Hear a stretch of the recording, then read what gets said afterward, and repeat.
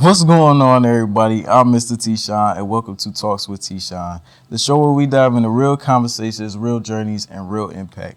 Today, I'm joined by a true example of resilience and grit, a 2025-2026 CIAA Men's Basketball Champion.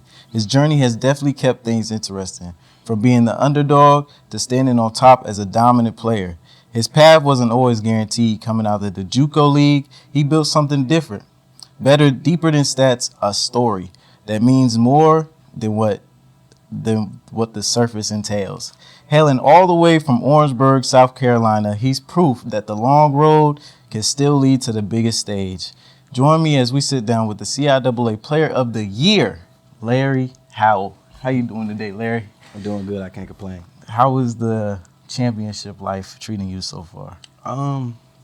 It's good for sure. It's a lot, just it's kind of surreal, just doing what we did, how we did it, who we had to beat, everything we had to overcome. Like, it was amazing. Definitely something I'll never forget. Absolutely. And you're from Orangeburg, South Carolina, correct? Yes. What is there, like, I've never heard of Orangeburg, South Carolina. What is honestly, there to do out there? To do is really nothing to do, but it is, you got Claflin out there and you got SC State. SC State being, everybody know about SC State. It's always something going on there, but honestly, that's really it. You got SC State, you got Claflin, you got a little mall, and that's really it. Other than that, you got to go to, like, Columbia for, like, stuff to do out there. Gotcha. How far is that from, like, Myrtle Beach and all that type of stuff? Like 3 hours. 3 hours? Yeah, it's 3 hours. So they really ain't. Yeah, we in, like, the Midlands. Yeah, it's the Midlands of South Carolina. Word. So growing up in Orangeburg, South Carolina, what was, like, the main reason that got you, who or what inspired you to even want to pick up a basketball and get involved into it? I always grew up, like, around sports. Like, my dad played basketball and football. My mom played sports. But I really wanted to be a football player first. My first aspiration, I want to be a football player. My dad played football. I was like, no, I'm just going to play football. And then I got to middle school, 6th, 7th grade, I'm playing both. I'm in 6th grade, I'm playing football and basketball. My dad's like, all right, we're going to pick one so you can put all your time to it and be the best that you can be at it. And I was like, well, I'm going to play basketball because I ain't really like one of the football. It's too injury prone and stuff like that. I was like, I'm just going to play basketball. And I also wanted to play basketball because I grew up playing 2K. The first 2K I played was like 2K10. And had Kobe on the front, but I like 2K, so I was like, I'm just gonna play basketball. What made you realize that basketball was really it for you, though? Well, it took a while, honestly. I started playing, I think 4th grade. I started playing in 4th grade, just a little rec league, the little rec league and stuff. But I was like, I just play it, but I didn't really start it, like, show my dedication to it till, like, since I graduated high school. I graduated high school. I'm like, I ain't got nothing. I can't go to school nowhere. Nobody reaching out. And I was like, shoot, let me just work.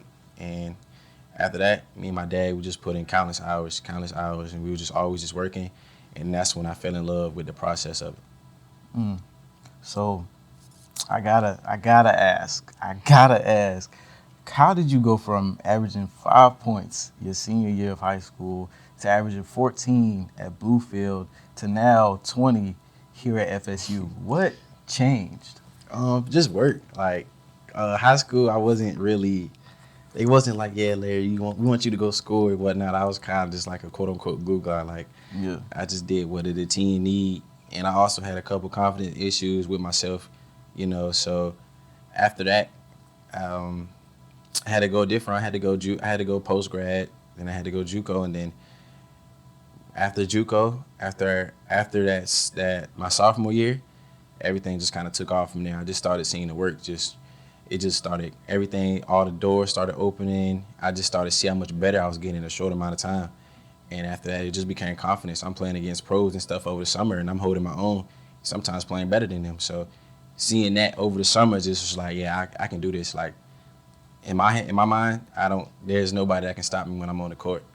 Oh, wow. So that's where that stemmed from. Like, I feel like I'm the best player. So no matter what, it doesn't even have to be scoring. Like, I just feel like I'm the best complete player on the court. So. Oh, really? When did that confidence start to build up? that you talk about that you was like you when you on the court you feel like you the best scorer? Because I know there's a lot of people out there that struggle with that mindset that's like, you know, when they step on the court they get nervous. I'm one to speak myself, honestly. When I was playing AAU, I said it in another interview that it was like 5 seconds left on the court and I froze up and I shot the ball after the buzzer went off. It hit the back of the backboard. And I was like, yeah, that's it. That's why you is right there and I'm right here. You understand? So when did that confidence start to really show in your game, or how did you even get to that confident point? A lot of it stemmed from my dad. He was always like, you know, just be yourself and just go out there and have fun. Like, trust your work. Like you work. I work my tail off to where I'm at. So don't let nobody take that from me. Like, I'm not gonna let nobody tell me that I'm not good enough or I can't do this or that.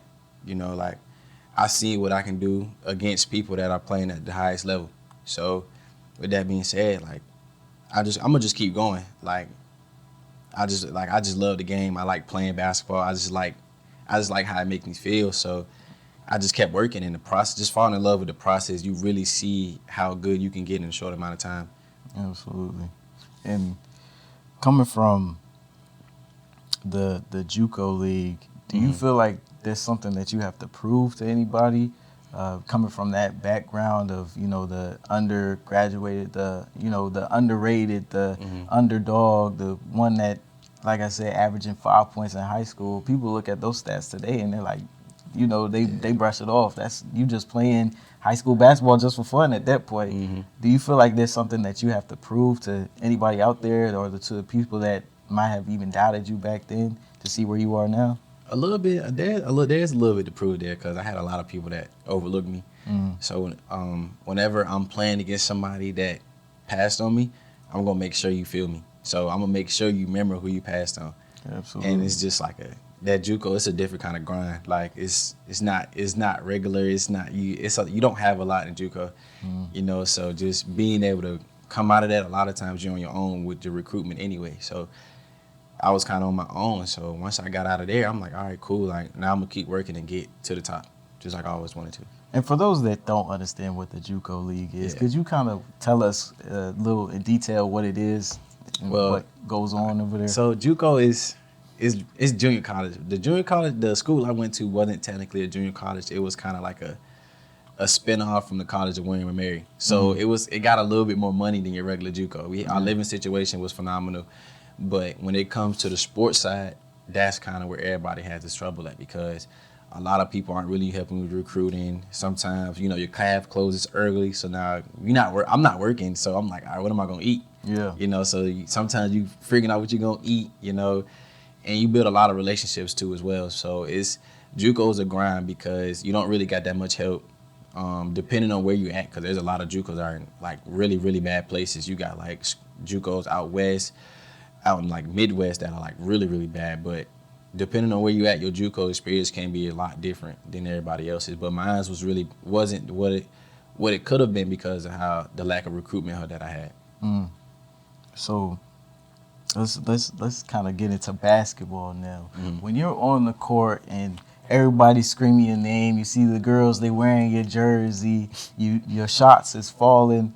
What keeps you humble? What keeps you from getting a big head when, you know, lights, camera, action is on you? Just having fun. Like, no matter what, all that stuff that's going on out there, it's all nice and dandy, but I'm out here to have fun. Like, this is what I love to do. If you ever see me on the court, 9 out of 10, I'm probably laughing or smiling because I'm just enjoying being out there. And that, for me, is how I stay dialed in because I'm not making it no more than me having fun. Of course, I want to win, but at the same time, I'm having fun when winning. You know, that's what it is for me. It might be different for other people, but for me, I just like having fun. And that's what basketball brings, joy and fun in my life.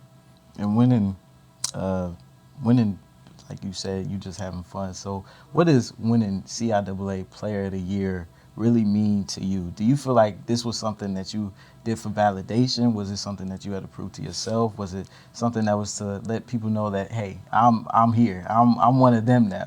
What was your mindset winning that? To be honest, coming in over the summer when I was working out and stuff, and my old teammate was the player of the year last year, and we like super close. So I'm coming in, I'm working out like, you know what, I'm gonna go get Player of the Year. Like I'm just gonna go get Player of the Year. Like I'm gonna work my butt off. I'm looking at the competition and who all's left. I'm like, I can get Player of the Year. Like without a doubt, I know that I can get it. So for me, it was more so just like just prove my point, enriching myself in history in the CIAA. Okay. No matter what. Like nobody can ever say like, oh look, Larry got Player of the Year at the CIAA. And it's not like and like I worked for it and like I proved that I should have been Player of the Year. So it was just for me, it was just like just adding some hardware because I didn't get hardware that I should have gotten before. JUCO, I should have got Region 10, all Region 10 and JUCO. I didn't get it. My coaches told me that if I come with my coaches, I'm like, come with us, we're going to get you some hardware. And that's what they did. My first year, coming off the bench, I got all CI first team. Yeah. I got that off the bench. I got HBCU All-American second team off the bench. And this year, it just was taking a step up to the next level. Absolutely. And kind of walk us through, because like you said, you feel like you're the most dominant player when you step on the court, and you've proved it. Your work ethic has proved it. The stats prove it. The titles, they prove it. The championship proves it. Mm-hmm. What is the mindset pre-game, post-game, game day before that you go through, the process that you go through before you step onto the court to even come in with that amount of confidence? Well, for me, it's a little different. Like, pre-game, waking up, I try to, of course, I want to wake up, pray, and then I kind of just, if we have shoot around and stuff, I do shoot around. We might go lift in the morning. But after that, for them couple hours before the game, I'm doing everything but thinking about basketball.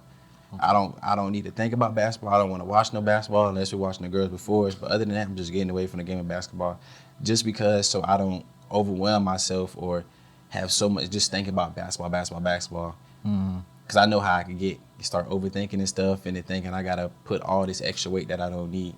So I just get away from basketball. Then after that, like pregame, everything before the game, I'm laughing, I'm joking, I'm stretching.